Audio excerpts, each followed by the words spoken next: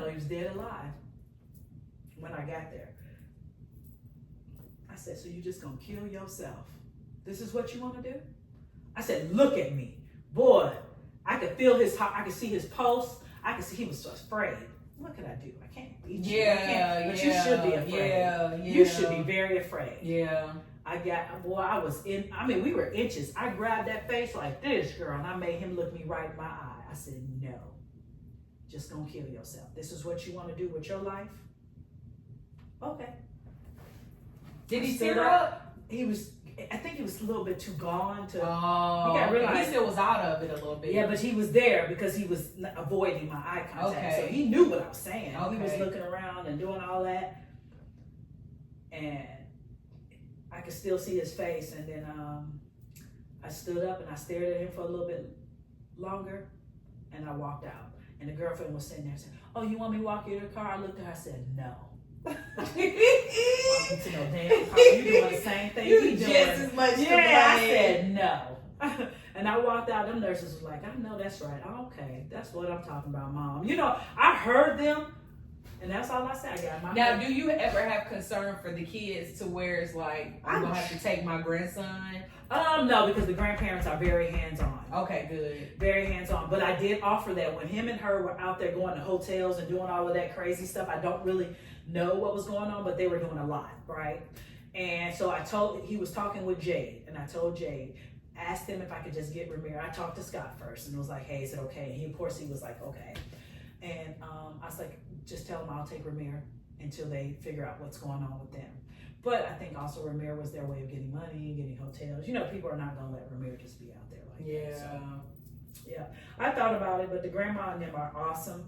That's good. Yeah, they're really good. So, That's good. Yeah. That's good. Yeah. Come on, Village. Mm-hmm. Yeah. That's a lot. Yeah, I definitely appreciate you sharing that because it's a lot. It is. Mm-hmm. It really is. But you never know, one, the strength of a mom mm-hmm. and what we really are capable of until we on the other side of what we are going through or went through. Yeah, because that just, you know. Because who knew it? If I would have told you 10 years ago, you had to save Verdon's life one day. Yeah. I'm pretty sure you probably would be like, I save all their lives. But to actually go through it, really, and do something you didn't know how to do for I haven't been CPR certified since I was about 21, 22. But I remember, girl, I went down, found that damn, put that hand in, it was crazy. And then you know what's even amazing is the next day when he was home and we were sitting there and he was like, yeah, I'm not going to do it.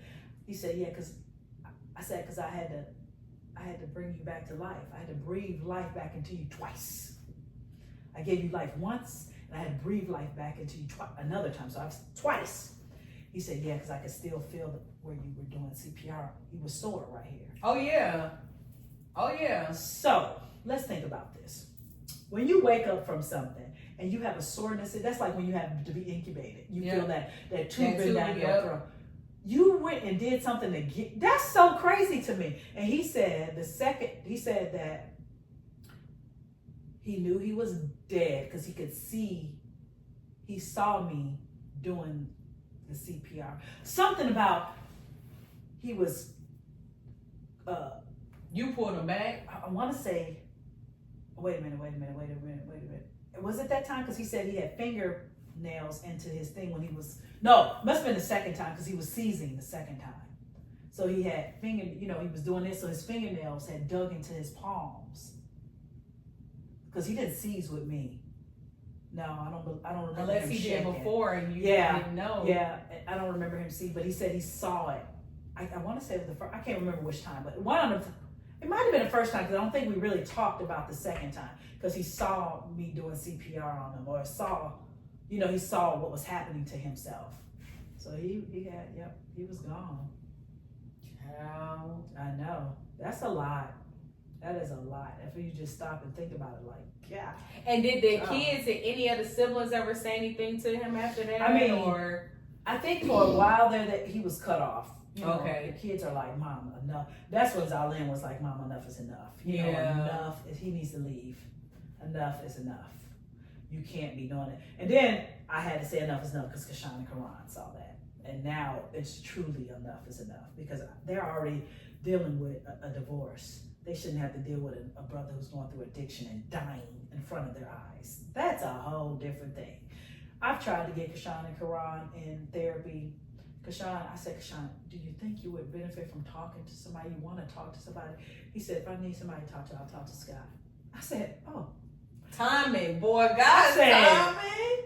Him and Fetch, both. We were in the car. And then when they said it, I was so taken aback. I was like this, girl. Okay. And I remember one time we were in the car and we were having a tough conversation, me, Kashan, and Karan, about things that's being said at Dad's house, things, and we went back and forth, and Kashan was like, I know the truth is just so hard to figure it all out when things are being said, blah, blah, blah. And so when Scott came out, he was crying. I was upset. We were all crying. In fact, I was in the backseat like, what the heck?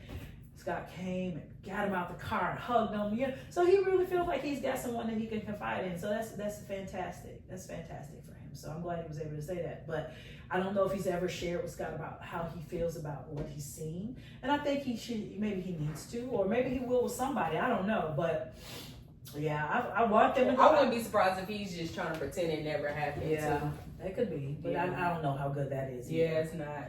So I think I'm going to really pursue getting them some, because I did have a person come into the house, but he was, girl, did you come up here with your Timberlands and your hat cocked to the side? And then you in your phone trying to show me all the people you know? This is inappropriate. You're trying to talk to me. You're not, girl. He's like, yeah, I know this person and this person. I'm sitting there thinking to myself, what the? And that's a conflict of interest. Girl, he was dressed like he literally had just come from the club. Yeah. I said, no, we're not going to do that. So I was trying to get them on with this lady who works with a friend of mine, her nephews, but she's busy. So, yeah. How about their school counselors? Yeah. Not the high school counselor. They doing a different ball game, but the middle school counselor. But see, the middle school counselor referred me to an agency, and that's who they sent. And I was not feeling it. Okay. So I was thinking about just going to taking them someplace. I wouldn't mind just having them go somewhere, and have them sit down and have their time and talk about whatever they want to talk about.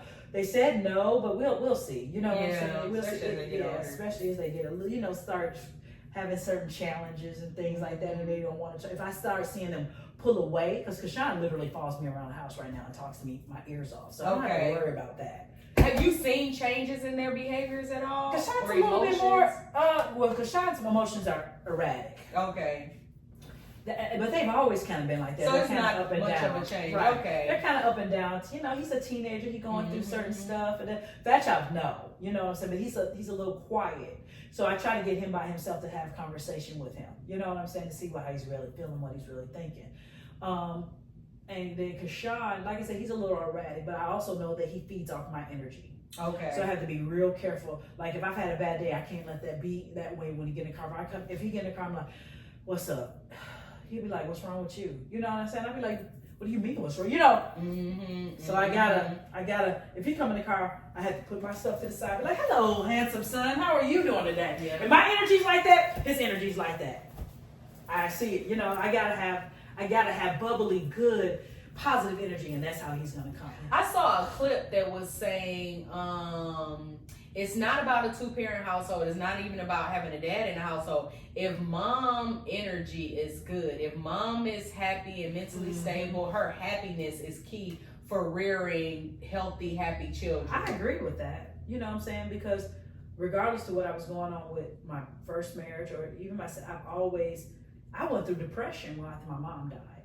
I know that now because I remember sitting in my room the whole day from the time Zalyn and them left from school to the time they came home.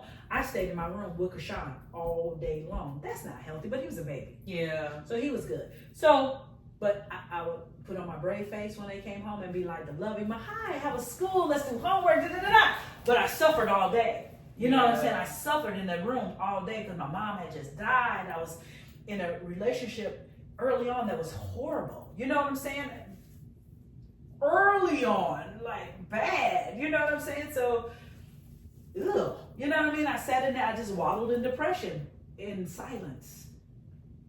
My kids had no idea because I still was that person for them. I had to put it to the side. You understand what I'm saying? And then I had lost so much of myself in that marriage. Like, I wasn't working out, I wasn't swimming, I wasn't doing all the things that I enjoy doing. And then when we separated and I started doing stuff that I was like, dang, I forgot. I love this stuff. You know, a lot of people don't like working out. I literally love to work out. You know this. You've been around me your whole life. Where are you going? To the gym? Yeah. We're trying to go swim. I love that. That makes me who I am. Scott understands that. He don't like me getting up at 6 a.m. going to yoga and stuff, but he can see the difference in the person that I am when I have that. You understand what I'm saying? When I have that, I feel great. Yeah. I feel great. So I'm glad he gives me that space to do that. He doesn't be, oh, you're going to work out again. You know, he doesn't make me feel crazy, but I have to have that, and it gives me my sanity. Yeah. You know what I'm saying? It gives me my sanity, because that time is just me and the Lord, especially when I swim. That's an hour of pure silence. You know what though? I don't like indoor pools. Like, I try to do the LA Fitness indoor pool thing. I don't like that pool either, but the pool I got, you're going to love, because it's 8 feet deep. Okay, where is this? It's right by the prison off Terra Boulevard in Clayton County. It's called Jim Huey. But find you another one. That Martin Luther King one downtown has a deep pool. I used to say I don't like indoor pools, but this pool is awesome. Especially if it's like Olympic size. Yes. I love one of those. Well, like, I have to do my 66 laps to do a mile, right? Okay. But it's nice. Do you count? Yeah, I count. Because how I do it, I count my first 10, then I look at the clock, time myself, right? Because when I first started doing a mile, it used to take me an hour and 10 minutes. I'm down to 51 minutes doing a mile. But I look at the clock, okay, I did that in 7. Did I do the next 10? Check that. Didn't I do then 20 and 30? No, wait, I do 10 and 20. 30 and 40, I don't even come up. I just boom, hit it. Then I look at my time, because I'm trying to keep it at 51 minutes. You know what I'm saying? If I do 51 minutes, I feel good. Good for you. Yeah, it makes me feel great, but I need that. You know what I'm saying? Then it keeps me lean. Mm-hmm. You know what I'm saying? So it keeps that bulkiness off of me, and then I can do yoga, Pilates, and tone it up. You know what I'm saying? So I just gotta have it. Mm-hmm. I gotta have it. If I don't have it, I don't feel right. I feel that. Yeah. That's how I am with these trails. Like, I love a good nature trail. Let it all out, and I'm walking at the same time. And I found one with a lot of elevation. Yeah. Man. That's good for you. So sometimes I'll jog it, sometimes I'll walk it. We actually went today, and I was like, Evan, let's do once a month, at the very least once a month, Saturday morning, we come out here and we walk. Yeah. It's families out there, it's dogs out there, they got tennis going on. It's sort of a really nice luxury neighborhood too. Oh, so nice. they have like the senior center, the libraries there. Oh, wow. It's just a perfect escape into the middle of luxury, Oh. which I love that too, because I can tell whenever we're here, like in our community or somewhere close by, it's just like a drain. Oh, okay. Gotcha. And then when you go somewhere where it's like, okay, peaceful, safety, people seem to be doing well. I don't know everybody's individual lives, but they just seem to be so carefree, walking and talking and with their music or their dogs. It's like, it's just so freeing. Of course, and then you got the trees and nature and everything. I see squirrels all the time.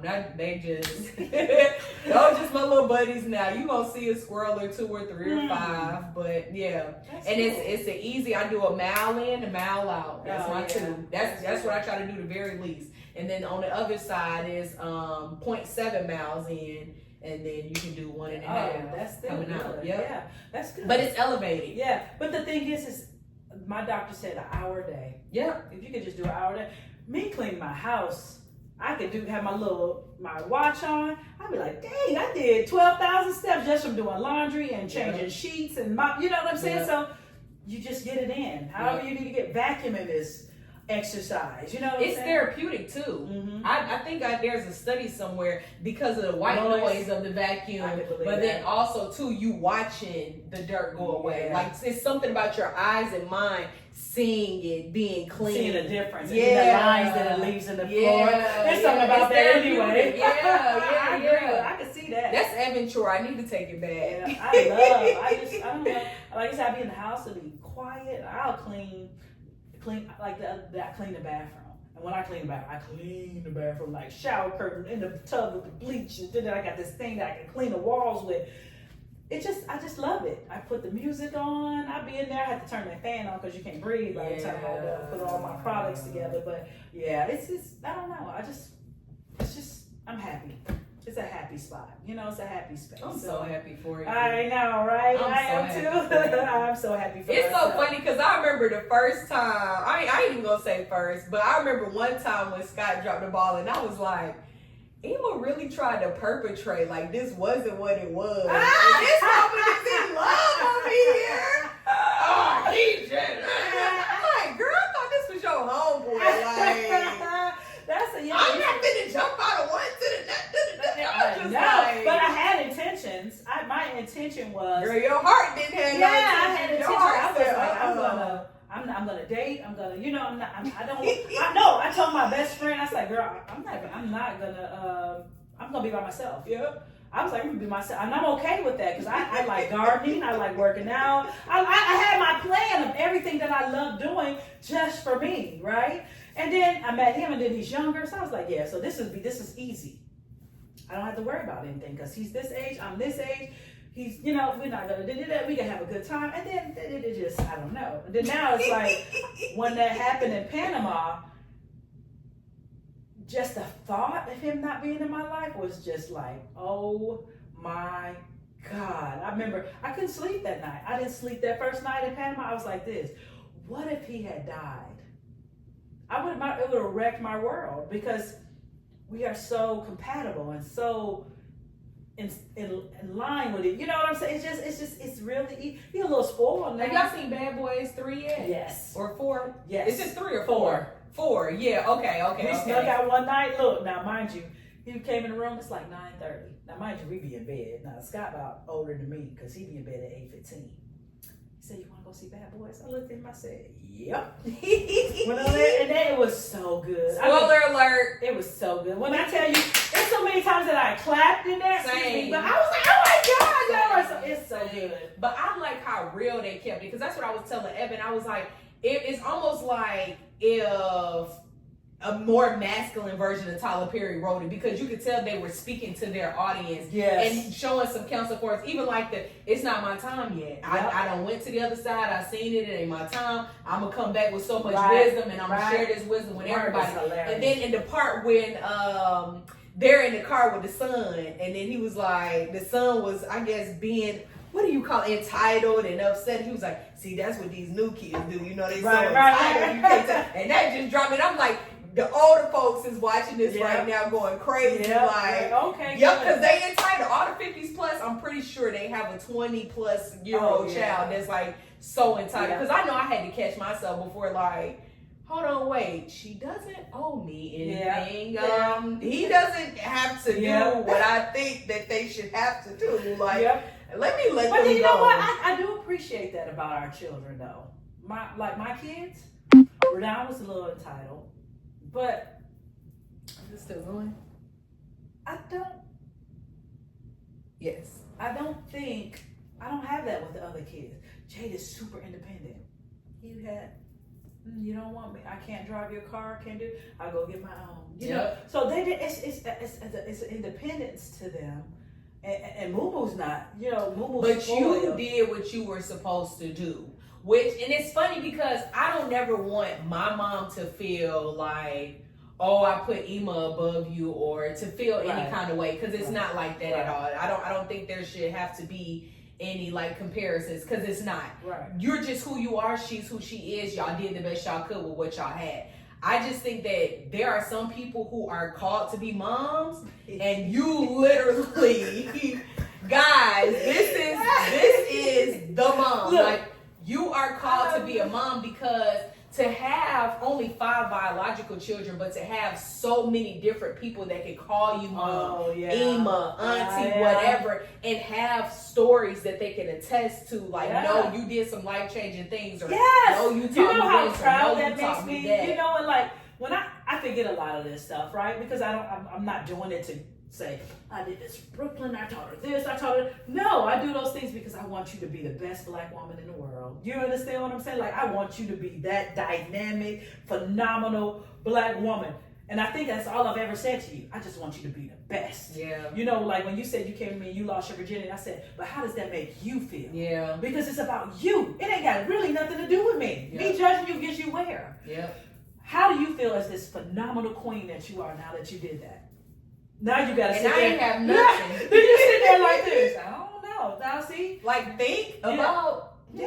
How do I feel about that? But then that make you make different choices. Yep. Now you know I'm gonna be a little bit more careful with that now, because now I gotta figure out how does it make me feel. Because who did you hurt? You didn't hurt me. Yeah. You hurt your mama, Auntie Angie, Grandma. It's your body. Yeah. You understand what I'm saying? So with that being said, what good does it make me to make you feel bad? But I do want to make you think about it. I do want to make you consider what it's like to be celibate. I want you to think about what it's like to save that your body for a special someone who deserves all of that. Now, did I wait till I was married? No, I did not. Right.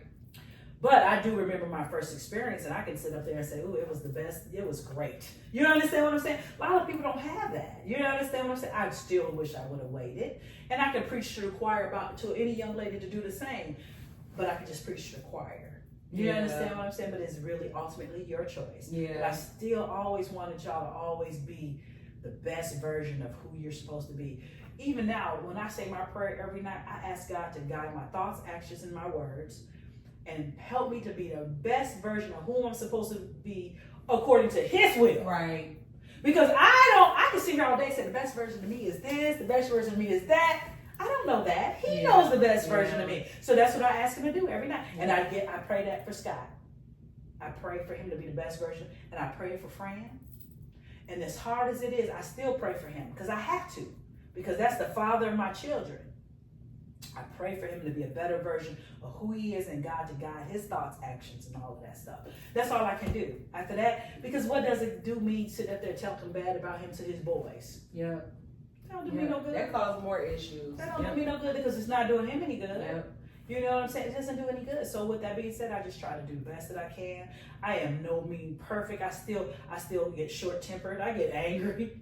You know I can be a little feisty with mine. And every once in a while that come out. Let somebody do something wrong. Boy, I have to be like, oh my God, Lord, forgive me. Yes, because I still want to fight a lot. You know what I'm saying? I still have that in me and I'm working on it. You know what I'm saying? But I try to have this love base. You know what I'm saying? Is that loving to say that? Even if somebody, I got to correct you, I want to say, okay, so Brooklyn, when we were talking yesterday, I felt like this. You came off a little aggressive.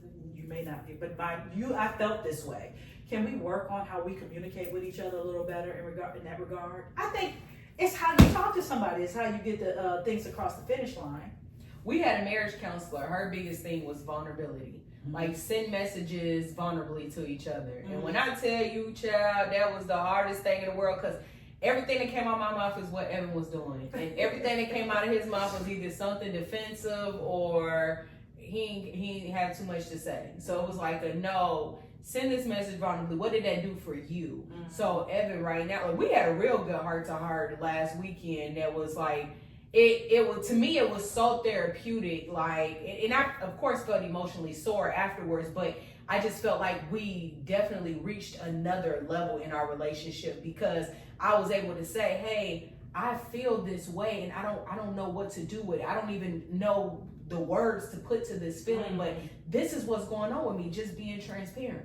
And he was able to be transparent about what's going on for him, and we were able to just talk things out. And I could say, you know, I don't want to make you responsible for what I'm feeling and what I got going on, but I was maybe expecting if you did this, or I kind of was looking forward to that. So now I'm sad or let down or disappointed because I was thinking, I actually really was hoping, I was looking forward to, instead of you supposed to because that's how I came in a relationship with you, and him the same way, or like I said, not saying nothing at all. So it's amazing, and it's funny because I was thinking about you, and I remember saying like, I don't want to go through marriages, especially after Evan, because I always wanted to be married and have my children grow up in a house with mom and dad. So I even got to a point where I was like, if I have to sacrifice my happiness so my kids can have it, I'll do it. But then I'm like, you know what? Evan, let's try for real. Like, let's really try for real. And it's interesting when you say, like, how with Scott, like, he'll come in with the affection, and then here you are cooking and doing all of these things. Right. So Evan, we and he's even said it, like, our happiness is enmeshed in each other. So if I give you the affection and the attention that you crave and you desire, you're gonna have to give me the peace and the happiness and the cooking and all of the things that I find that I like. So for me, it's like, just tell me more, reveal to me more of what it is you like, because I'll check those boxes. I'll do those things freely, especially if I'm feeling good and I'm happy about it. But it has to be a balance. Like we have to, and it's when you said it in my mind, I'm like, so who does what first? But I think you just get caught up in doing it. It's just, you ain't even thinking about it. I just know that when I wake up in the morning, outside of my kids, of course, I'm like, what can make his day easier and happier? And I know he want to come home, he want that music on, and he want his beer in the refrigerator. So I make sure I got his beer in the refrigerator. Sometimes, you know what I'm saying, if I have stopped at the store, but I try to give him what he wants. He likes to, more than anything, he wants that music playing. Okay. I make sure, I can see him pulling in the driveway. I'm gonna turn the damn Pandora on. There might have been nothing going on there. I'm gonna turn it on. You know, I might light the candles in there. If it's cool outside, I light the candles. I make sure it smells good. I put, you know, I just set him up. You know what I'm saying? So he got his, because he works hard. This is man work 14-hour days. Not because he got to. It's just because he's driven. You understand what I'm saying? I ain't never had a man tell me, you have worked long enough. It's time for you to stop. I want you to have to not worry about working. Me? You know, I've been like, what? You know what I mean? So I've never heard anyone say that. And I ain't saying it like once or twice, like repetitive. If we're going to be working, it's going to be for us, our own business, making our own, you know, and then help putting the money in place to make those steps actually happen. It's one thing to say it. It's another thing to say it and then put it into action. You understand what I'm saying? So yeah, it's just like, wow, it's something else. It's something else. So I don't mind, like, it's been times that he's worked on Saturday, left the house at 7 in the morning. Worked all the way to right before it get dark on Saturday. By the time he get home, I got the house spotless. I got dinner cooking. I lay his clothes on the bed, his slippers on the floor. I have his towel next to it. All he literally got to come in and do is get his stuff, get a shower, and chill. Yeah. But you know what? What's the big deal about that? Yeah. People think submissiveness is weakness. Let me tell you something about submissiveness. You got to deserve it. You got to be a provider and a protector. I have that. Number one. Number two, submissiveness does not decrease my educational background. Does not decrease the amount of money that I make. It doesn't decrease. What does it really decrease, if you think? It doesn't take away from you at all. But you know, when you build a man up, the difference in that man is amazing. You understand what I'm saying? It's meant to be this way, Brooklyn. For real. Like, setting his clothes out, putting this, you know what I'm saying? People like her, like, what? Girl, I can't believe it. Yeah. But what did that hurt me? I think I can only speak for myself. I think sometimes it's a time thing too. Yeah, but you got two little babies. Yeah. Your thing's a little different. You understand what I'm saying? But even before them, I was like, I would think about things that can make Evan happy, but I wasn't necessarily thinking like, oh, well, let me go and cook for him and make it. Because even like making plays, girl, Brianna still to this day be like, Eva, make her man play. I don't know why you make a man play. I know. But making a plate, then turn around and clean it up. And it's Brianna, like. I remember when Brianna, I was like, well, we always, a man sit at the head of the table. And she was like, what are we in the 20s? I said, no, we're not. I said, but does that change anything about me as a woman? What does it change? She couldn't answer me. I said, changes absolutely nothing. But that one little thing make that man feel like he is the king of the throne. They need to deserve it now. Don't not get me wrong, because I believe a man's protect and provide. Protect and provide. Now, I did it for people who didn't do that. But now, I'm in a position where I got some protect and provide. You understand what I'm saying? Yeah. I truly believe protecting and provide. And with that allows you, that feminine energy of a woman just, it flourishes. You understand what I'm saying? The next thing you know, you're like, oh, let me make sure you got underwear and make sure you got socks and make sure you got, you know what I'm saying? Because you're not worried about that. That stuff that I had to worry. I don't worry, Brooklyn. I don't worry about, I wonder if the trash is, but I remember I was in the kitchen the other day just pulling a damn bag. He came out of the living room, what you doing? I said, I was just finna pull it. I'm cooking, right? I mean, it was like out of nowhere. What the heck? I can't touch no trash. I can't pull no trash. I can't take it to no street. Sometimes I have to be like, man, look, the other day, he was taking laundry downstairs. And it was 2 baskets. I said, baby, I could take 1 basket. You could take the other. He said, no, I'm going to take them both.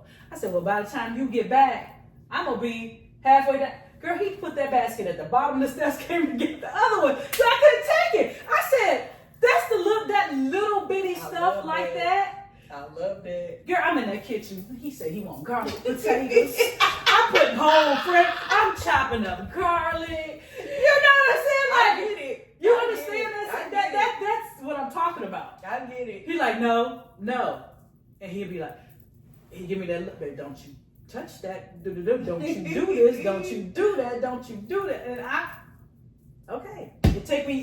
When you come from a woman who's used to doing everything from fixing to cooking to now somebody, I can buy something and he'd be like, oh, I'll put that up tomorrow. In my mind, it's like, hey, I was going to do that myself. In my head. Because sometimes I enjoy that type of stuff. Or I said, well, I really want to. He said, okay, well, we can do it together. And I appreciate that. You know what I'm saying? You don't take all of that stuff that I like to do away. So, yeah, but it takes some more. It's taken me, and it still catches me off guard that I want to do all that I've been having to do. Like my car. I want to go wash it so bad. He's like, don't you take that car to get washed? I'm like, man, I want to go wash the car. You know, it's just stuff that, you know, he's going to wash it? Yeah, oh yeah. He's going to wash it. He's going to wash it outside. And I take it to the place, let it vacuum that thing out. Or I go pay the $50 for them people to detail it.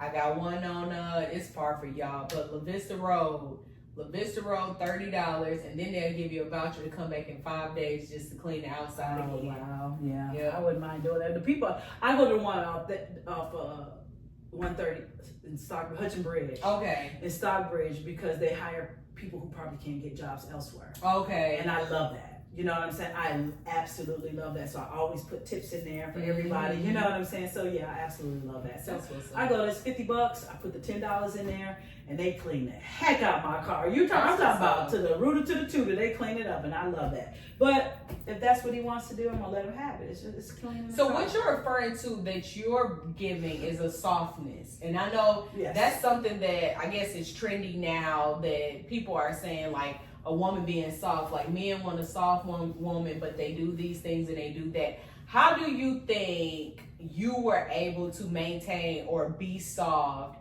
after your situation that made you so hard? Yeah, because that could have made you hard. Yeah, I was.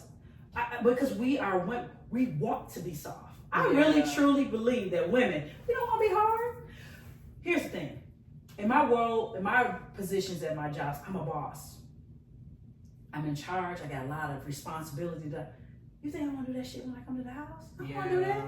I don't want to come home and have to worry about none of that. Yeah. You understand what I'm saying? I don't want to have to worry about anything. You know what I'm saying? I take he take care of the mortgage. You know, he take care of that big stuff. I don't have to take care of, but I do. You know what I'm saying? Like he ain't no techie person. Like he ain't gonna have Georgia Power online. He ain't gonna do none of that. He still go down to the collection I'm window. talking about my baby's 67. But he ain't gonna do that. You know, he's not gonna do that. But now I got everything automated. You know what I'm saying? So I take care of that stuff. You know what I mean? But so he bring the checkbook to you. Yeah, I take care of all of that stuff. We have business accounts, and he makes sure everything is set, so I don't have to worry about nothing. You know, I don't have to worry about, do I have enough? Because he keeps an account with the money in it. You know, and he has this business account. We have, you know, he has a goal of X amount he's gonna bring home on this month. And he'd be like, I made my goal. That's all he tell me, and that's all I need to know. And I know that count that that's on my, you know, for the bill, he keeps enough money in there for bills plus. You know what I'm saying? So like, if I want to go and buy something at the grocery store, I can go ahead and do it. You know what I'm saying? I don't have to ask and be like, hey, can you transfer? You know, he makes sure. That's, to me, is security. Yes. That's security to me because I haven't had that. I haven't had to worry about. I had to look at my account and be like, okay, I got $700. I know I got to pay da. I've never had to say $700, but I got $5,000 sitting in this account just in case I need it. You understand what I'm talking about? That's how he has me situated now. So I don't have to worry. You understand what I'm saying? And that's So again, that takes away that hardness. It's like a chisel. You just take away. Now I'm just this whole flower, girl. I'm just like a whole flower. Like, okay, I'm at the grocery store. Oh, what body wash do you want, honey? What soap do you want? What toothpaste do you like? And then he's not used to having that. So he's used to having a pack of tissue.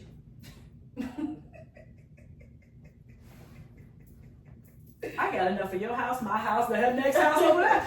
I'm used to having a plethora of all of that type of stuff. You understand what I'm saying? I'm going to have 2 packs of paper towels, 2 packs of tissue in reserve while my drawer is still filled up. I'm going to have 70-some bars of soap and 6 things of toothpaste and 3 things on the shelf. You know what I'm saying? And once I know what he figured out, like he uses Head and Shoulder shampoo. I always make sure he's got 2 different fragrances at the top.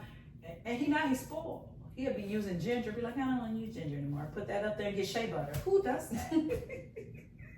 But you see what I'm talking about? Yeah. You see what I'm talking about? Like, he's put me in that position so I could be all of this woman that I've always been. But now it's just, that's all I do. Yep. That's my only concern. And I think a woman really, truly wants to be in that space because that's all I got to worry about. Yep. You know what I'm saying? All I got to worry about is making sure the home is straight. Make sure your little music on when he get home. And how hard is that to turn on Pandora when I see that Negro pulling in the driveway? Yeah. Turn it on, have it ready, put his beer in the freezer a couple hours before he get home, and that is it. And then I think when people look at it, they're just like, oh my God, you're doing it. What does it hurt? Yeah.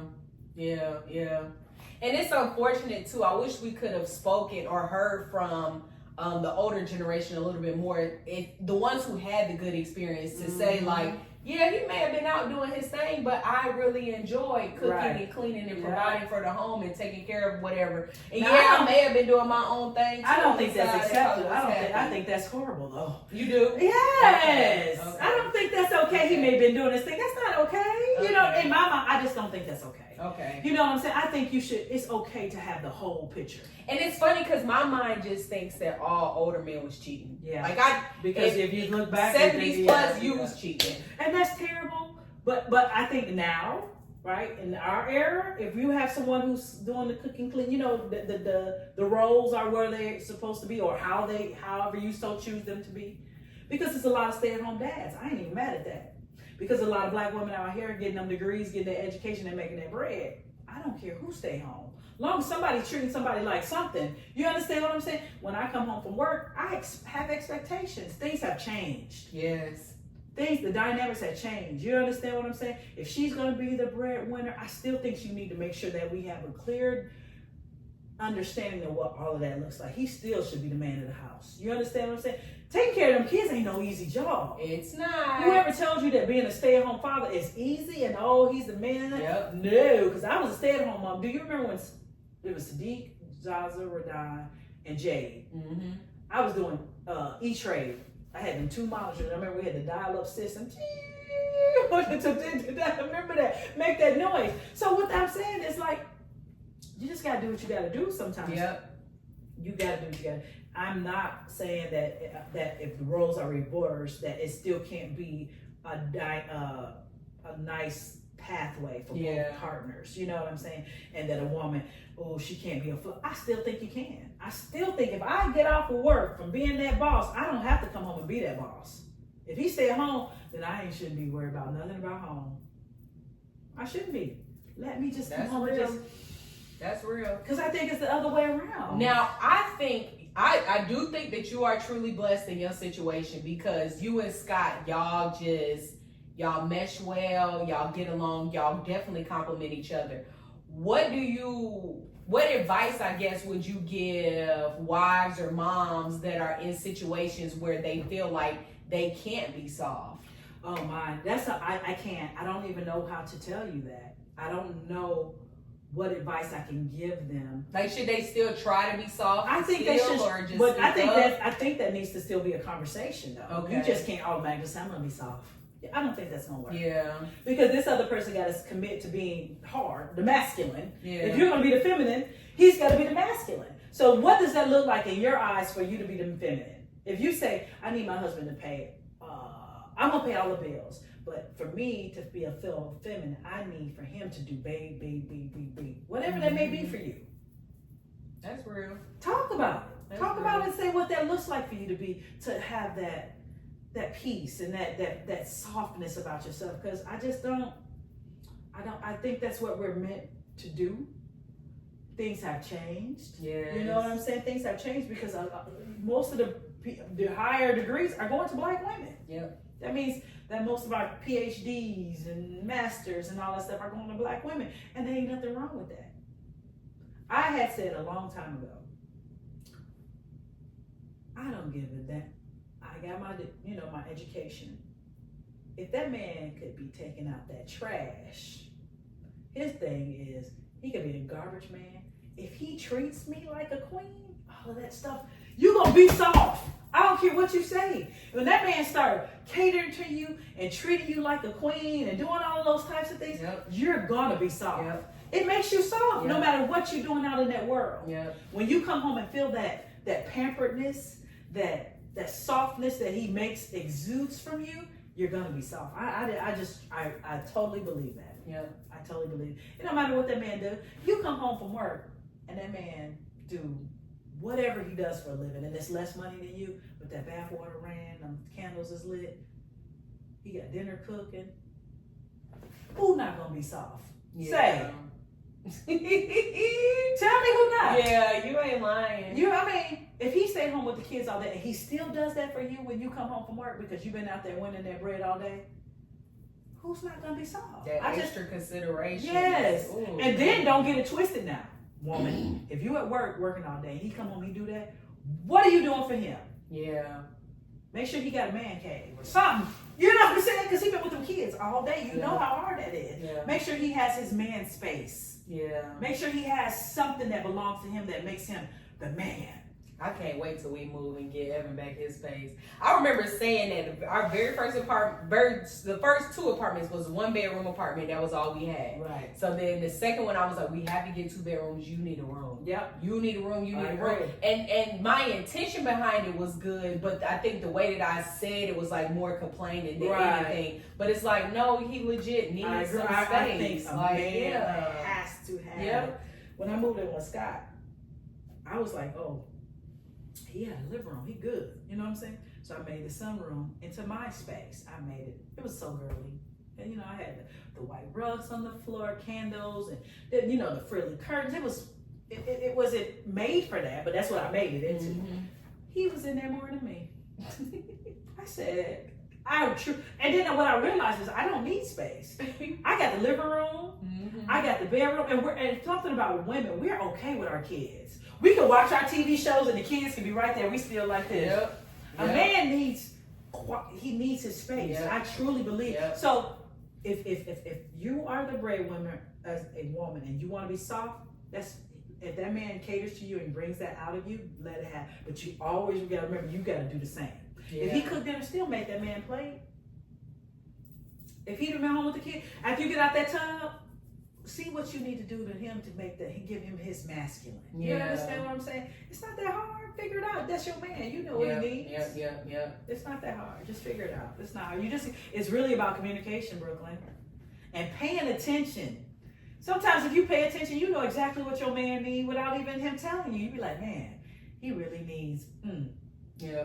Like there's been times like I see him working so much. I said he needs some time with friends. I start asking, where's such and such at? I ain't seen them at that. Where's such and such at? Yeah. I'm about to cook. Call such and such and seeing if they want to come over because I think you need that time. Yep. You know what I'm saying? You think that male interaction. Yep. I don't want him to feel like he got to be stuck in the house with me all the time. You know how some women don't like their man to go nowhere? Get out. Yep. I love you.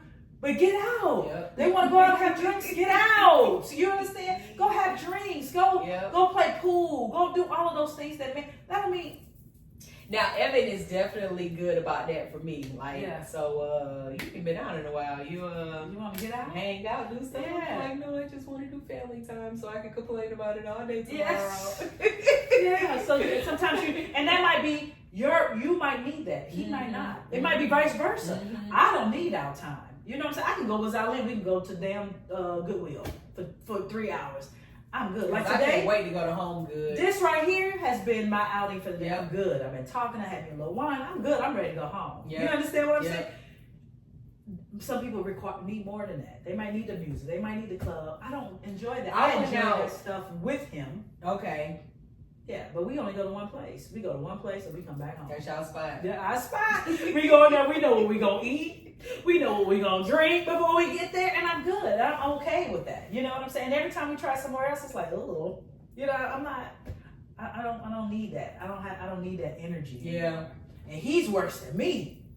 He be like, oh, I be like, it's baby's 9:15. Oh yeah, like. If I do go out, I'm just starting the night at 9, 10 o'clock. Yeah, dude. And I can't no. Us going to see Bad Boys at 10:15 was like a miracle from the Lord above. That was huge. That was our day night. We saw Bad Boys and then we went to the club afterwards. Oh boy, if I had to say let's go to the club afterward, he'd probably been like, what? Yeah, he's not. He'll go out and he'll do stuff, but even then, if he goes out with his friends, he's gonna call me. Make sure I'm safe. You good? He checking on the boys in the house. Like if Fat Chop was outside before he went, it's getting dark. Where Fat at? I said I'm finna call him now.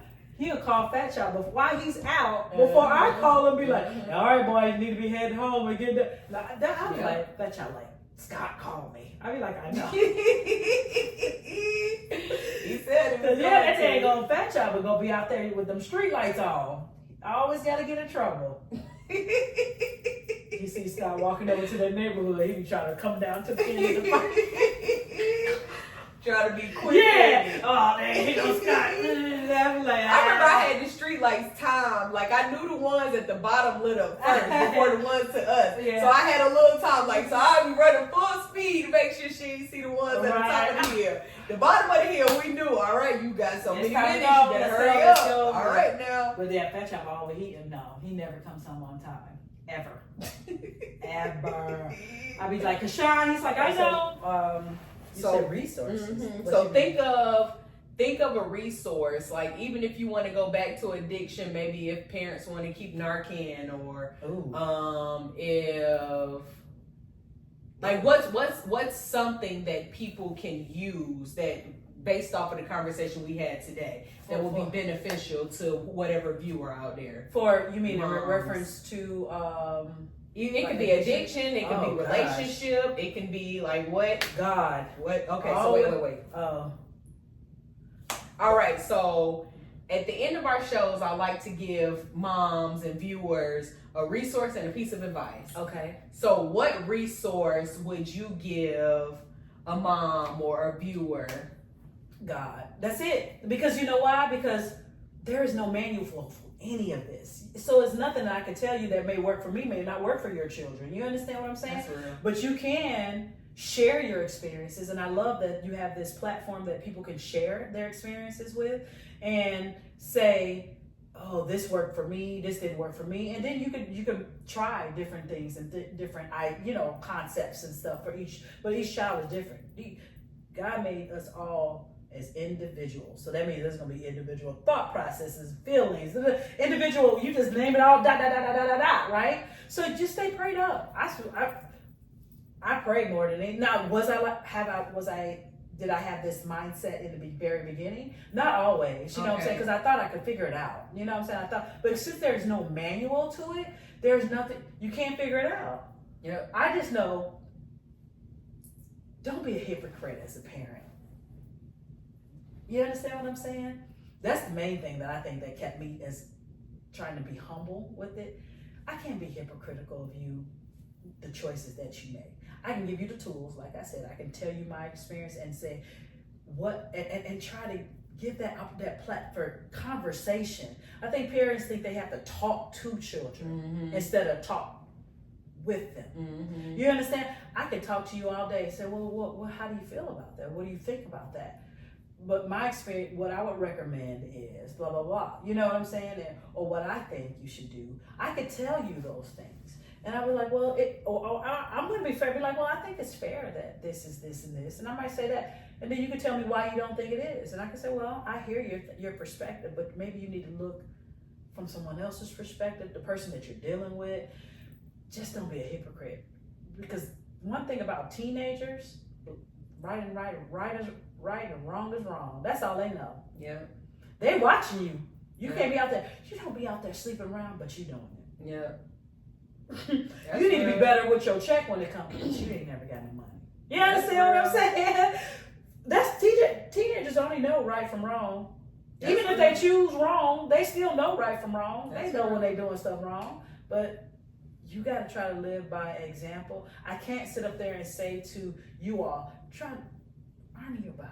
Be respectful. Don't be promiscuous. Don't do that. And then you see, be like, hey, even that had 6 dudes running through. Could you imagine if you had seen me running like this? How can I tell you about respecting yourself? You know what I'm saying? So you gotta kind of practice what you preach. And you demand that respect and keep that respect, and always let them know that you love them, you appreciate them, even when they're getting on your nerves. Because Deshaun and me, we have our differences. He drives me a little crazy, but I be like, I love you. I tell him I love him all the time.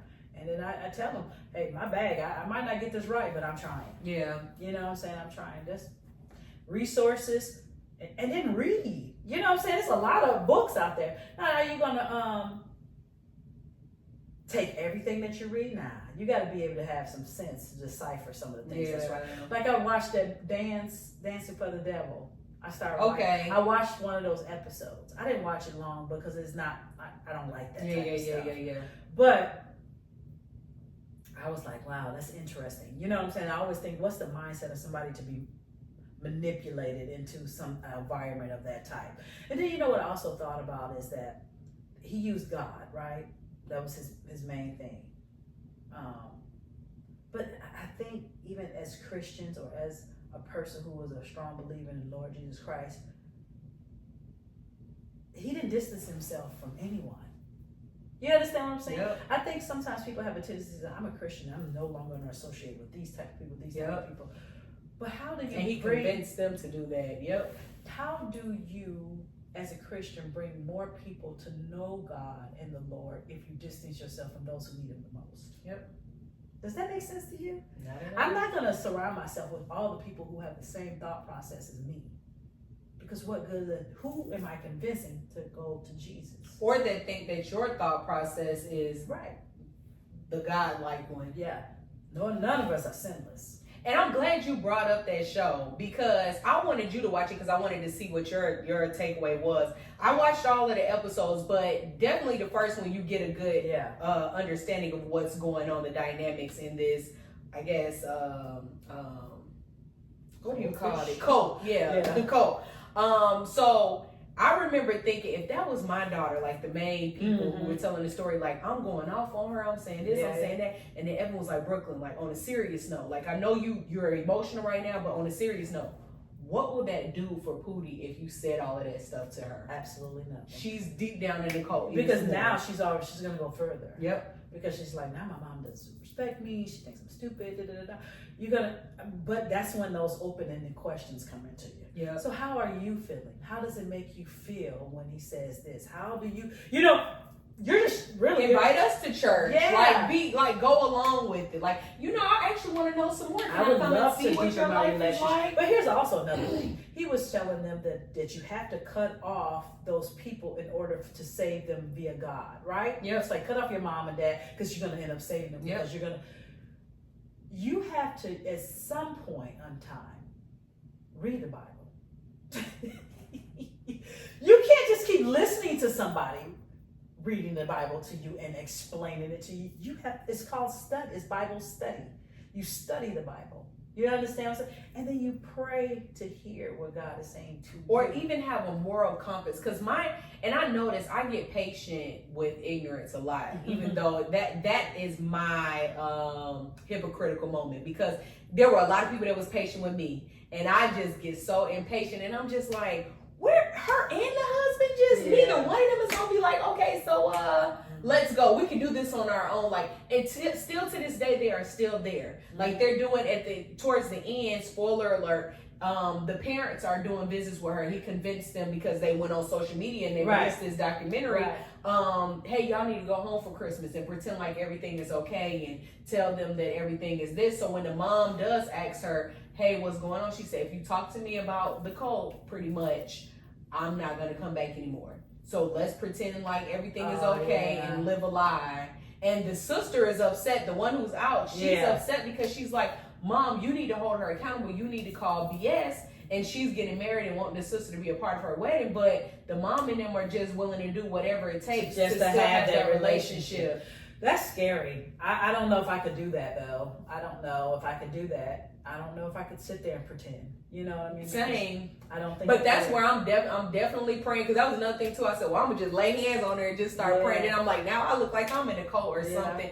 But I will always check in, especially when she come. I would definitely always be checking in, and I will always let it be known, like, I'm not okay with this. Like I have to be transparent about my emotions.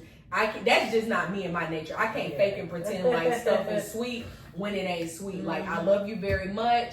Your husband is welcome here. Because that was another thing too. The husband is black, so he was trying to make it seem like they were racist and made racial comments towards him. And they like, matter of fact, we took you in when you was homeless. Like, what are you talking about? Like, you loved us. We have videos and footage of you and pictures of all of these things, and now we're racist. Like, what in the world? Doing some serious. Yeah, you know, it was a lot, right? I was watching that, like, you just don't know how you're gonna react to something like that until you're in that position. Like, I couldn't imagine. Girl, Lynn just all of a sudden started. I'd be like, wait.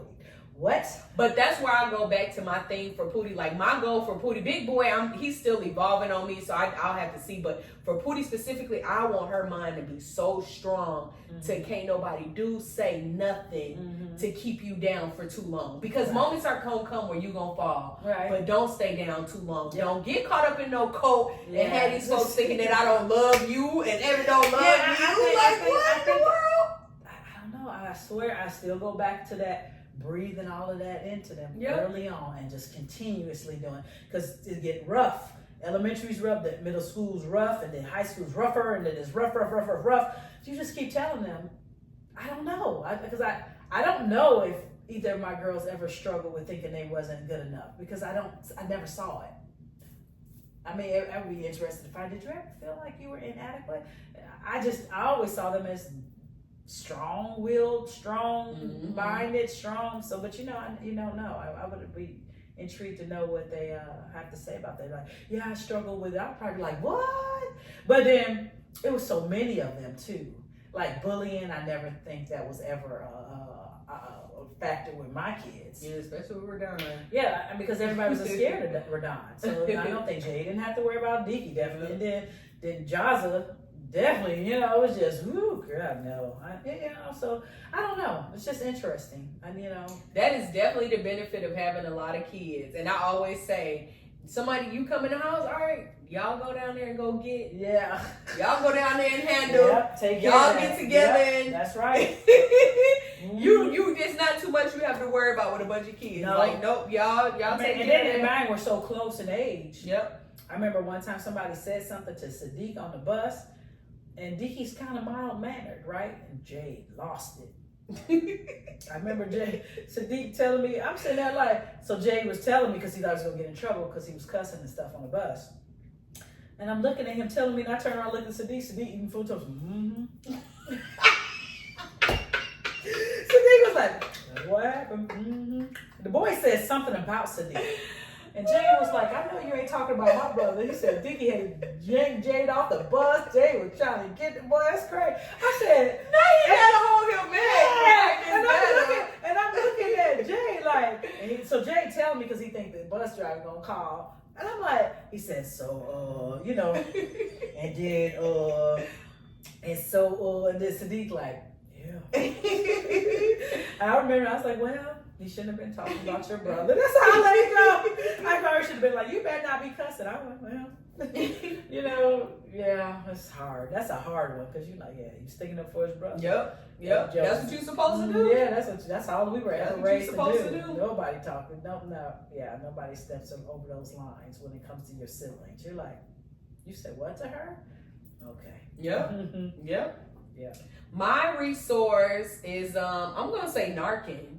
I think I've heard before, like police departments, fire departments, and hospitals to have one. Have one in the house, just in case if you have a loved one with an addiction. Oh God, you keep one on you. That just sounds so. I know it's reality, but just like, I never thought of it. Because I want to say, and this may not be the story, but I feel like I've heard when Mac Miller, one of the famous rappers, when he died of overdose, had they had Narcan, they could have saved his life. Yeah. So it's definitely hard, especially being in a situation. I actually was going to try to get one and give you one, but I was like, I don't know how Emma would receive it. I don't know. I mean, I hear what you're saying because it's not a pattern that we've seen thus far. But I don't. And that was when he was still living with you too. Probably would have said yes. Yeah. This was some years ago because I had just done a CPR and they said some of the Red Cross CPRs will give you Narcan too. It's just something to keep like a good safety precaution. Yeah, that is so off the chain to me. Like, sheesh. And because I haven't went through it before, and it's maybe my numbness to it. To me, it's almost like an EpiPen. Yeah.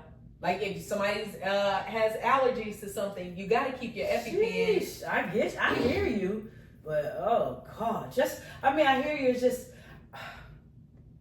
I just need them to do better. Yeah, I understand. Yeah, I just need them to do better. So we're going to see what happens. It's getting out July 11th, so there's going to be a family meeting. If y'all for his birthday, we're going to have a party? Probably. I don't know. We have to see. It depends on, like I said, I want to get him into an in-house treatment center. And if that happens, then... Do you have some facilities in mind? Yeah, I called a couple. Okay. And, but it's been a while, so I need to recall. I have a Hillside. There's matter of fact, I have a list. I'll give you because I have some brochures. They do behavioral health, addictions, of course, in-home inpatient, outpatient. Well, yeah, share that. That'd be great. Yep. And then I'll start calling around because that's what we need to do. Because I know he's like, oh, I got a plan, and I know my I'm just not believing it. Yeah. And right now it sounds good. Yeah. My daddy was a saint when he was locked up. Mm-hmm. He was the best dad in the world locked up. He said everything I needed to hear, boy, when he got home. He was just like, oh, this guy. This is not what you promised. Yeah, you are not the person that Christmas was more extravagant when he was locked up. Like, I don't know how kids get Christmas gifts from inmates, but even Christmas was bad. Yeah, he wants to do stuff. He's all parenting, but you gotta realize none of that mattered when you were out and in them streets. So we'll see what happens. I really hope for him that it gets better. I really hope for him that he does better. So we'll see. Yep. I don't know. And I'll make sure viewers you look at the link at the top. I'm gonna put it in my description. Some rehab facilities as well as inpatient facilities. And I'm glad they kept him. And can I also say this one thing? Another resource for parents is work on your emotional intelligence. I really think that makes a difference because it's all about self-awareness and all of that type of stuff because that plays a lot into your parenting technique/skills. You got to look at yourself before you start trying to rear another human being. Did I do it before I started rearing another human being? No. But now that I have taken those tests and looked at myself a little bit and made my own personal mission statement, I think that's a good idea for parents because once you start really diving into who you are and some of your weaknesses and faults and things like that, it makes a difference on how you start approaching the people that you're responsible for. So 16 personalities is a good one. Mm-hmm. You answered maybe 50 questions about yourself, like is this most like me or is this least like me, and then the gray areas in between, and then it'll also give you different sections in the diagnostic of okay, in relationships, you show up like this person. Mm-hmm. At work, you show up like that person. When you become a parent, you're going to be this type of person. So 16 personalities, definitely take an assessment like that. Mm-hmm. That's a great starting point. Right. Not only that, you can take them throughout your lifetime because it's a journey. We're not going to be the same. To see if you grow, if you change in anything. Because I remember I took it I've always been extroverted. And I remember taking it one time and I was introverted. And I was just like, oh, when did that happen? Me? Right. Introverted? Yeah. Okay. I'm always gonna be feelings. There is no doubt. I'm a always thinker. See, and I'm not logical. I'm always feelings. Thinker, kind of a maverick, they say, and I'm very creative. So I think, I'll come up with good. I'm good at. You tell me what the problem is, and I can probably give you some solutions. Okay. And I think this is all in a workplace setting, of course. But I think home life. Home as well. Yeah. Home life is like that too. So you say, "This is where I'm at. This is what I'm doing. This is what's going on." I might say, "Well, Brooklyn." Punch her in the mouth. I never told you to do that to Kitty. I told you you better get it in check before she get old, because you be walking. No, not the kids. I'm thinking about that time Moo was crying about the little girl and saying something to her. It's like, I got a solution for that. One of her friends was a fake friend. Oh. And she was telling me about the story, but she was still emotional about it. And you came in and was like, "Who? You better not still be crying." Matter of fact, I'm gonna take care of that. And I'm just like, oh yeah, that probably would have been. I'm almost rolled down to one of her friend's school one time. I said, "Boy, I'll go down here and talk to this girl." There might have been her. There might have been her. Yep. But Moo was Moo. She's real sweet, right? She's real soft, but she got a little hardness to her now. But yeah, I had to watch out. She said, "What?" That's a good point. Emotional intelligence is key. Even in relationships, we were talking about marriage and everything. You got to know how you show up. Right. And at all times, what your triggers are. Like for me, I have a lot of unconscious triggers. Like I was telling Evan, I was like, I don't know why, but I'm tired, but I'm also irritated right now. Like, so I'm going to sit here for a little bit and try to figure out maybe what happened. And then I'm like, oh, well, I was stressing about work again. Right. That could be it. So I'm sitting in quiet and processing. For somebody like me that's real quick to jump straight and respond quickly, I'm learning how to slow down and process. Yeah, and think about what you're... Yeah, see, that's me all the time. See, I'm a thinker. So sometimes that gets me in a world of trouble. Because if you come to me, and also I feed off your energy. So if you come here, I'm probably gonna go here. That's terrible. That's horrible. I shouldn't be like that. Yeah. Like if I come, "Hey, how you doing, baby?" "Good."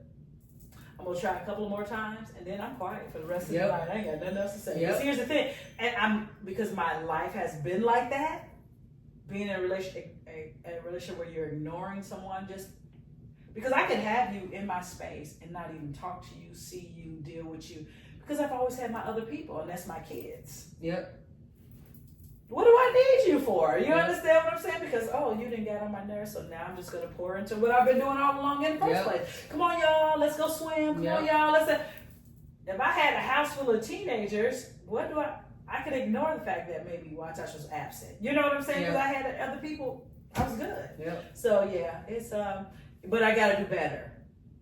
I think you are doing better though. And I think that's just the way that life is. Once everything, like you say, your toolbox is definitely full of resources, but now it's all like your karma, you're reaping your good karma back too. So you got your good man, you have your safety, you have your protection, you have, you're older now too, so with just 2 children rather than a house full of kids, now you can sit and see, okay, maybe I shouldn't have spazzed out on baby boo like that. Maybe I could have said something a little different. And you can go to him and say, "Hey, son." Because baby boo back in the day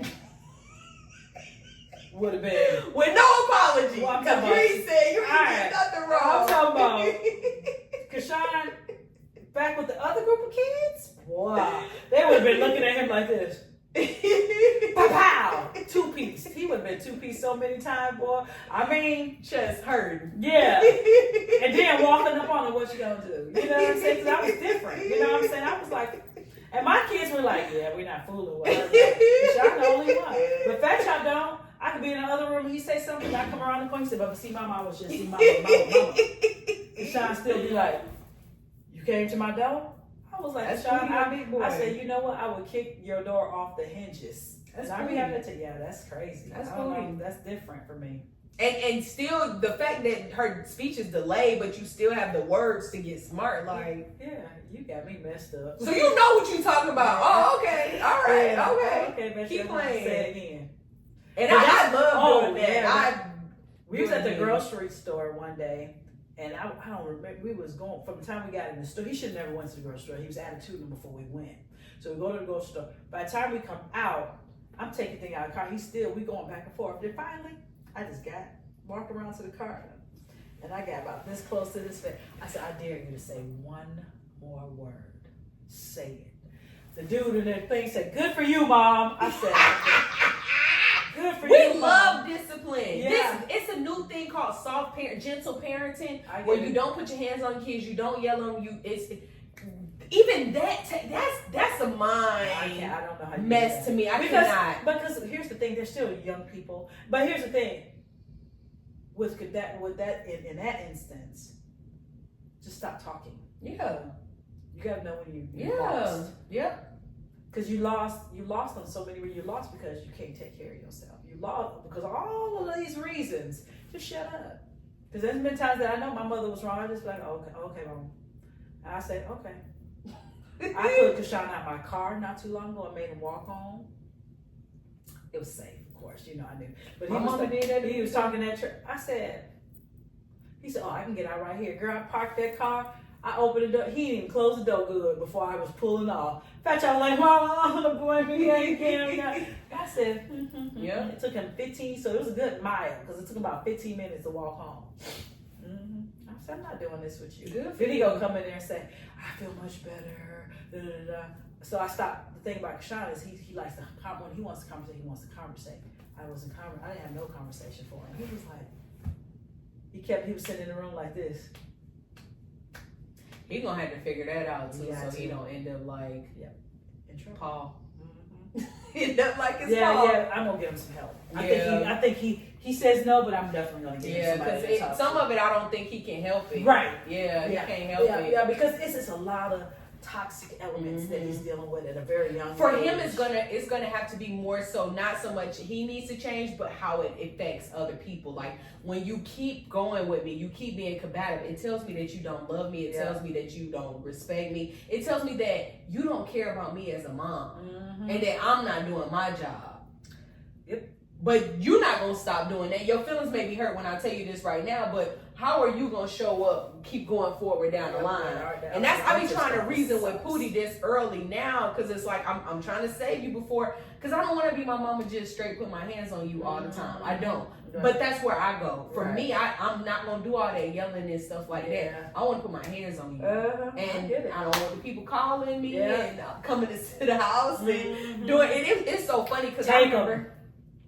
Girl, I popped Pootie one time and she had a seizure like thing go on, and I'm like, girl, I've been doing defects, investigations, and now the people about to come and get my kids. She did that on purpose. Girl, get your butt and up. she do. So now I know whenever she gets really emotional, breathe. You better breathe. Right now. Right. Girl, I be so mad, but I'm like, so aggressive. You better. But on another side, I have to be softer, but it'll come. Yeah, but I mean, Cassandra, I give him lots of hugs, kisses, and attention. Balance. Yeah, but I give him that look. I said, you're going there with me, and I'm gonna go there with you. So I'm gonna give you a choice. But at least you're not only doing that. Yeah. And that's where I find my peace in how I'm raising my kids. Is that at least I'm not only doing one method. At least I'm trying different things. At least I'm gonna go to Pootie and be like, hey Pootie, I know I've been yelling at you a lot, and I promised you a really good vacation. I'm sorry for yelling at you. Yeah. And she light up like the brightest light bulb. Yeah, it's okay, Mommy. Love you. Yeah, that's funny. But I've been doing better with trying to. I know like he matches energy, so I've been giving him good energy. Yeah. Now but I'll tell him in a minute if I see that attitude. I'll be like, you need to go downstairs to your room because your attitude sucks. And when it's better, you're welcome to come back upstairs. In the meantime, you need to get out my space because this is my space. That's how I do her. I got my music playing, I got my incense. I'm just doing my vibe. Yep. Me, Jaden, and Karan are having a good time. You come up here. I mean, I can tell in your face that we finna be problematic. I'll stop that at the steps. No. Yep. If you're not coming to pee, you need to be downstairs. Yep. And then once he feel like he's alienated, he gets that stuff. Hers is timeout, and she'll lose her fit with timeout or going in the corner. But it's like, I wish that people would have told me how therapeutic it was and how good it was to like process and release some things and then come back and be with us. Because you acting like how you acting, It's better for you to be in your room. Yeah. Just go into your room. Yeah, no out. Paw Patrol. You ain't watching no TV. That's right. Because you're in trouble. But go in that room, That's get your the mind shot. right, and then come back when you're ready. I don't care what he do down there. When is Baby Boo birthday again? He's a Sagittarius. December 16th. Dang. The same sign as Okay. his father. Okay. Mm-hmm. It's them. Nothing. He just. Because Pootie is an Aquarius. So she's Deaky and Fat Chops. Yeah. Okay. And but see, Deaky and Fat Chops are so different. Yeah. Because Sadiq is, but I think Fat Chop, no, they got like, because Fat Chop had a friend, he cut him off, he's cut off. There ain't no coming back. Now that is like, whoa. I said, oh, I don't deal with him no more. I said, oh, okay. Fat Chop cut him off, he don't do nothing. Yeah, he meant that. You know what I'm saying? So Deaky like that too. But they say Aquariuses are very independent. yeah, I think, yeah, Fat Chop is. He's very independent. He's a messy Marvin though. His room is disgusting. Sean and Sadiq are so similar in that military shoes are all lined up, t-shirts in the drawer, underwear with the t-shirts. They got all of that together. And Fat Chop is like Jay with the messiness. You know, and he's grandpa. You gotta wake him up 3 times. Get up. I woke you up twice already. He's boy, I done woke you up twice. Get up. You know, and like yeah, Pootie got that. Pootie got that on this. Yeah, and then it get big Well, boy up, ready to go. Yeah. No, he won't cry. She won't cry. He won't. They too scared to cry. Cause I come around the corner like this. But they older too. Yeah. Even when I was little, I used to be like, "We're not doing that." But I've seen you wake them up before, so I remember like, "Hey son," giving them kisses like, "It's time to go to school." Yeah, I do. I wake them up with love. I learned that too. I wake them up with love.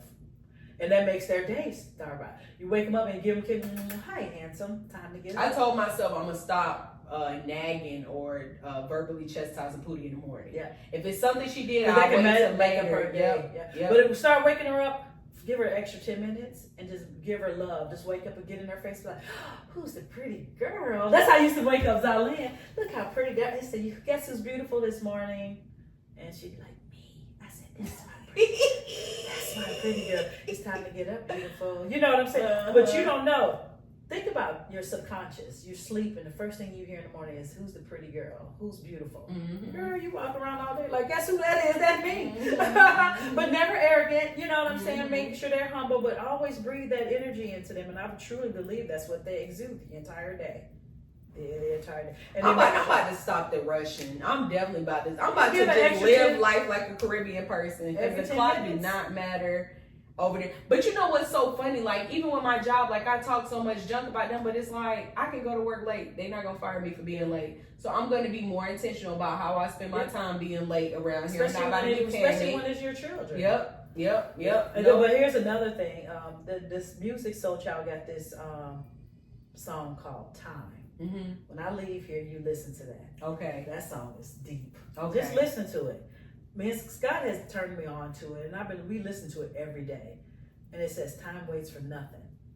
Boy, that's a deep song. Listen to it, because when I wake them boys up, even now, and they in middle school, not so much. Cause Sean's pretty, dependent. But Fat Chop, I'll come in there and I'll jump in the bed, get under the blanket, and be like, "It's time to get up." And then we sing it. It's Friday, it's the end of the week, it's the last day. We got a little song, and they love that. And do you remember I used to be like, before they got the car, who are you? They'd be like, strong, what are you, smart? What are you made in God's image? And I'd be like, what does that make you, a king? So every once, I don't do it now because they're big boys, but every once in a while I was like, what are you? They'll turn around and look at me, strong, smart. So what you made in God's image? I said, so what that make you? They's like, we kings. I said, that's in their head. Yep, just checking. They did that back in 2nd and 3rd grade, and they still remember that. Yep, just checking. It was one thing I hated. I just had it too, and then I lost it. Oh, I just hate that. What did you say before that? Waking them up with love. Yeah, I know. I'm about to go get him. He the reason why I lost the doggone thought. I knew I heard him crying. Evan must have left to go get something to eat.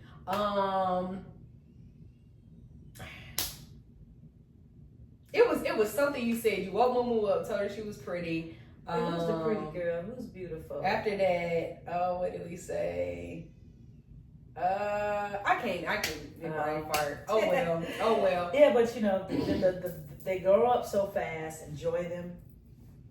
enjoy them. I'm just and spend money on memories instead of material things. And that's where we are. The Christmas is not like how you see. Yep. We don't do gifts under the tree. They may get a couple knickknacks, but we're going on a trip. Yep, we're going on a memories trip. versus. I think this year we're gonna go to Orlando for Christmas. I wholeheartedly, like, once we finish this house, that's all we're gonna do is make memories. I look at for the time that Scott and I have been together, we have so many pictures. We have so many memories already in this time, and I'm like, boy, y'all definitely stay doing. Yeah, we do something all the time, and I just love it. I love it. I love it for us. You know what I'm saying? I really love that my boys get to see me in this space, especially Zalyn too. She gets to see me in this space because one day I was in the kitchen, she was on FaceTime, and Scott didn't know that I was on the phone, and I was talking to her, and we just talked. You know me and Mom, I was talking. He came in and he said, "Honey," I said, "Yeah." He said, "I love you." I said, "Oh, I love you too." And he came and gave me a kiss. And Zalyn was right there. She was like, "Oh, I'm so glad she gets to see that." You know what I'm saying? I'm glad she gets to see that because I don't think, I was worried for a long time. Like, they haven't seen, you know, Moo was an eye opener for me. She's like, "Mom, enough is enough." And I was like, "You right." Yep. She was only 17 years old. She's like, "Mama, enough is enough." When we moved into that house in Jonesboro, we moved in there with a 32-inch TV, and that's it. I said, "Well, it's gonna be hard. We moving in here, we don't have nothing.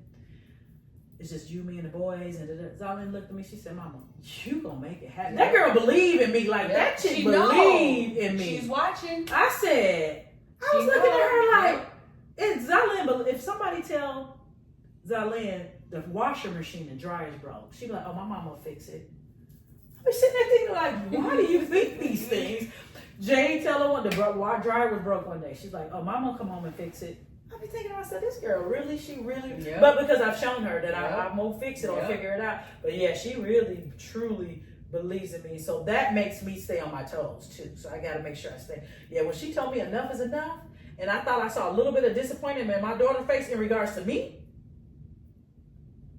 I said, "Oh yeah, I'm done." Yep. I said, "I'm never." But when I had that COVID and I was laying in that bed and I was sick as I was, I thought I was gonna die, to be honest, because I was sick. I said, my mother would be so disappointed in how I've let this man treat me. And I said, I'll never do it. If God, you get me through here, I'll never do it again. And I never did. Good for you. Yep. Good for you. I laid in that and best of luck to you with court and everything like that too. I know you talked about having like you have your own attorney, but that's another resource too. Parents, if you can't afford an attorney, lawyers offer free consultation. It's nothing to contact a family attorney, tell them your situation, ask them how you can represent yourself or what you can do in case you don't want to get a court appointed or you can get a court appointed. Yeah, because that's something too. Family law attorneys are expensive. Yeah. Now you could, if you're doing criminal, you might be able to get somebody who can give you a payment plan, help you, because usually those are prolonged trials. Family attorneys are, and it's sad. So both our kids are telling us it's time to go. Oh, she's saying how was This Moo checking on me now. Okay. So my first divorce was so simple because we're grown ups. Y'all were amicable. Y'all agreed. Yeah, this is different. So it was different. So either way, I just, I wish everyone the best. It's family law is hard. It's a very hard. It's thousands of dollars. Just pick wisely before you get married. Just pick wisely, choose the right one, and make good choices. And if you see the red flags, they're red flags for a reason. Don't ignore them and don't think, oh, it's going to get better, or don't think you could change somebody, and don't think that you doing better is going to make someone else better. That's real, because you just keep working yourself into a frenzy. You know what I'm saying? You just keep working. And it's hard when you get into relationships, for example, like with Scott and I think at one point in time he was looking at me like, why? Yeah.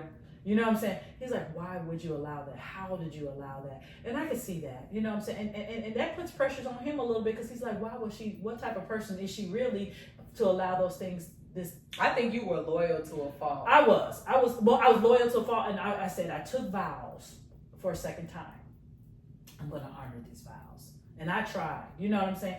But you can't honor something when it starts diminishing your person. Yep. You know what I'm saying? So you gotta just be smart about it. Yep. It's one thing if the Negro lived in the shoes and the towels, and you know what I'm saying? That's different. Oh, you didn't wash your clothes, you ain't clean the dishes, little bitty nuances.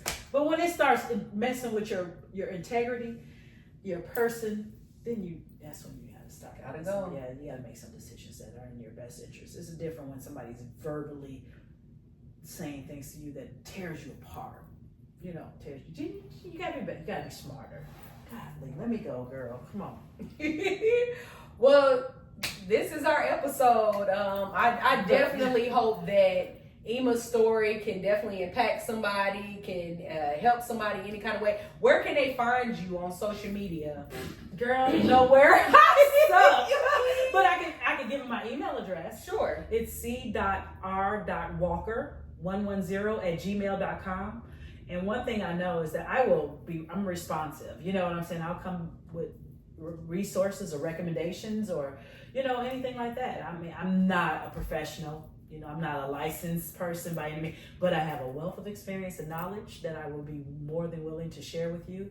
And I'm always an advocate for people to do self-development. You understand what I'm saying? Yeah, I'm always an advocate for that. So if you say, hey, I was thinking about you mentioned this. Oh, you want to be a mediator? I can show you which way to go on that, because that's a way that's what I did when the kids were all small. I did mediations for a long period of time to give me some income, and you know what I'm saying? And so, you know, I can give you those types of tools and resources to help you to be financially stable while raising and rearing your children. So, and it's just a powerful thing. You know what I'm saying? And I always, that's something you should think about doing. Go and get I think I told you that before. Yeah, I couldn't find a program. It was like you did away with it. No, it's not. I'm going to look and see because it looks like they did away with it. Yeah, it's a dispute resolution. Georgia dispute resolution. Okay. You go on there, they'll tell you where you take your class. That would be fantastic for you. It's a perfect thing for you to do as a mom. Right. The kids go to school. You can have a practice within your home where people come and do mediation at your house. I mean, you're LPC, right? Not yet. I'm working on it. It's coming soon. So that's what I'm saying. With that being said, do your mediation until you get your. Then you don't have to work for the school systems. And then once you this is my last year. Yeah, and then once you do that, then but you can make good money with mediation, because you can get it in special education. Because I had mine in special education, business contracts, regular mediation, and I did domestic. Okay. So I would recommend that, and that's multiple ways. And all you got to do is you're extrovert. Go out there and talk to people, network, and people will utilize your services for that. Yep. Sure will. And then you can do that for like people who are suing employers for EEOC. You know, all that type of stuff. That's all. I ain't gonna speak on So it. what all I'm saying is, do that. I'm telling you, and then you're kind of more expert in that. And all you're doing is listening to both parties and helping them to come. I love mediations. If you ask me about my favorite part of school counseling, there are the mediations. I'm just so good. And then you can do it in special education. So you can do it for people who are looking to pursue IEPs and don't know what that really looks like. Or people have a tendency to have students who are with IEPs and put them in special education with children who have behavior issues. I don't have that problem because, you know, I stay in their face. And plus, that's what that was my mediation specialist. But specialty, I have not renewed my mediation certificate, but it's still a skill set that you never lose, right? So with that being said, I go to those schools all the time. I'm like, okay, here's Kashan's IEP. Like now he's going into the 9th grade. I've already registered him from school. I'm going to send the IEP, and then I'll go up there and tell him what I want for him. You understand? And I want him in regular ed classes, not special ed, because he's not he doesn't need to be in classes with kids who have disability. Not disability, but behavior issues. That's not Kashan. You know what I'm saying? So we're gonna see. Yeah, but like I said, they're welcome to email me, reach out to me, and then we can go from there. And if you want anything, I mean, even in regards to working out or freaking swimming. I mean, I love all that type of stuff. So yeah. It's giving life coach. Yeah. Really? Look, giving life coach. Never thought about that. I would, you know, if you know, I never thought about that, and I just think, you know, because I've done some stuff. You know what I'm saying? I haven't always been a mama. So, you know, I made some choices. But all of that helps. Yeah, but all that, but I think it keeps you a well-rounded person. You know what I'm saying? So I'm looking at my kids, I'm thinking, okay, they're making these choices because it's in them a little bit. bit. Yep. You know what I'm saying? So you gotta be mindful of that. Yep. Try not to be hypocrite. You Yep. know, because I remember when Jade asked me one time, what is your problem with somebody smoking marijuana? I smoked marijuana when I was younger. I don't do that now, of course, but I said, well, I don't have a problem with it. I think the problem is that people don't know how to handle something like that. They smoke marijuana and don't know how to do nothing else. You understand what I'm saying? They don't know, not that I'm promoting it, but if you're going to do it, don't be lazy and you're stuck and I can't do nothing else and I'm laying around there. Then what's the purpose? Yep. You know what I'm saying? What's the purpose? And I just don't know. It's just, I don't have anything against it. People do what they do. And recreation is one thing and it's a lifestyle is another. Yep. You know what I'm saying? Like, oh, I'm going out with my friends. I'm going to do a little something. Okay. Yep. But when you doing all day, every day, can't go to work, don't know how to finish an assignment, then there's a problem. Yep. That's a problem. Yep. So That's a bad habit there. yep, that's a habit. Yep. All right. Well, thank you for having me. And Thank you for coming back.